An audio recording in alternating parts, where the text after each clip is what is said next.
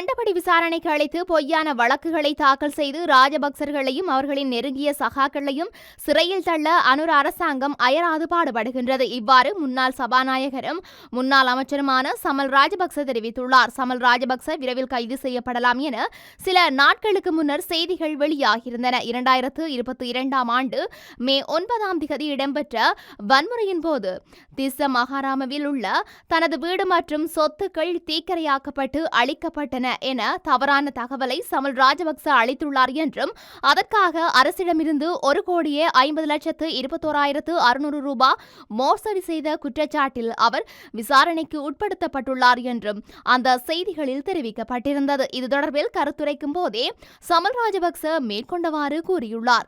அவர் மேலும் கூறுகையில், நாம் ஊழல் மோசடிகளை செய்யவில்லை, அநீதிகளை இழைக்கவில்லை. நாட்டுக்காகவும் நாட்டு மக்களுக்காகவும் எம்மை அர்ப்பணித்து பணியாற்றினோம். வெளிநாடுகளின் சதி முயற்சியாலும் அன்றைய எதிரணிகளின் கூட்டு சூழ்ச்சியாலும் ஆட்சியில் இருந்து நாம் விலக வேண்டிய நிலைமை ஏற்பட்டது என்று இன்று இந்த அரசு எம்மை சிறையில் தள்ள படாத பாடுபடுகின்றது. எம்மை சிறையில் அடைத்தாலும் நாம் மீண்டும் வருவோம் என்றார்.